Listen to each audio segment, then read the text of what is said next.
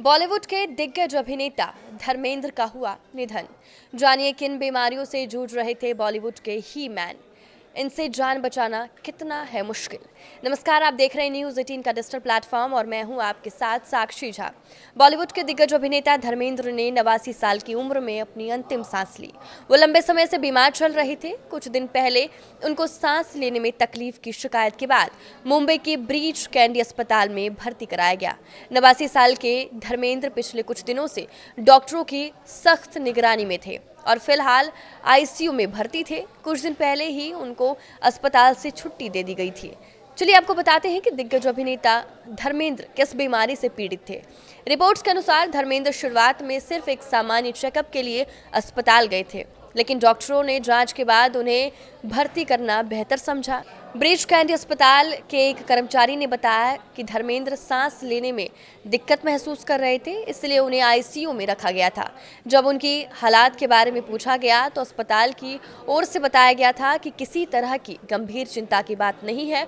उनका heart rate करीब 70 है, ब्लड प्रेशर 140 से 80 के आसपास है और यूरिन आउटपुट भी बिल्कुल सामान्य है। डॉक्टरों ने एहतियात के तौर पर उन्हें कुछ दिनों तक निगरानी में रखने की सलाह दी थी।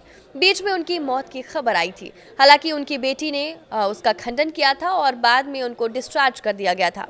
89 साल की उम्र में उनके लंग्स और हार्ट पहले जैसे मजबूत नहीं रह गए थे। इसी वजह से ज़रा भी थकान या ऑक्सीजन की कमी पर भी उन्हें सांस फूलने की दिक्कत हो जाती थी।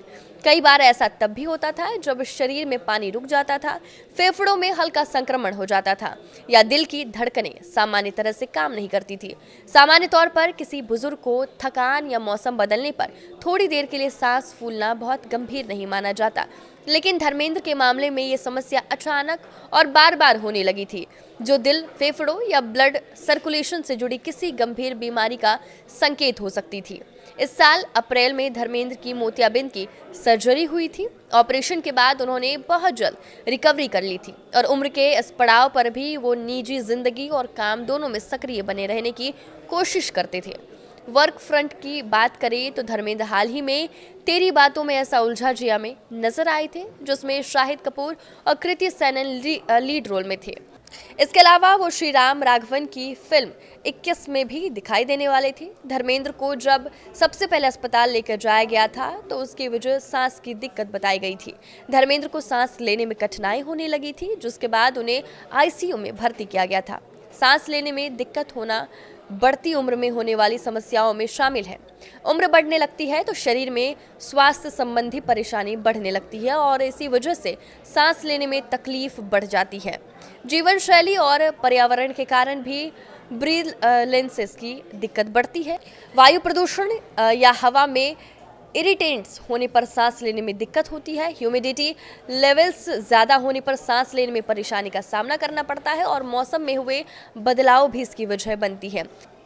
अस्थमा, श्वसन नलिका बंद होना, हार्ट अटैक, दिल के आसपास फ्लूइड बिल्डअप होना, हार्ट फेलियर, न्यूमोनिया, फ्लोनरी एम्बोलिज्म, मोटापा, मसल्स का कमज़ोर होना, दिल की दिक्कतें, एंजाइटी, तनाव, अनीमिया और फेफड़ों की बीमारियों में सांस लेने में दिक्कत होती है। धर्मेंद्र के अंतिम दिनों में उनका पूरा परिवार उनके पास मौजूद था।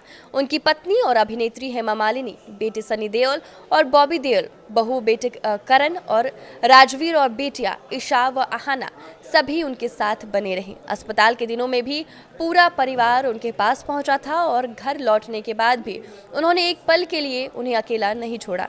जैसे ही धर्मेंद्र के निधन की खबर बाहर आई, पूरे फिल्म जगत में दुख की लहर फैल गई।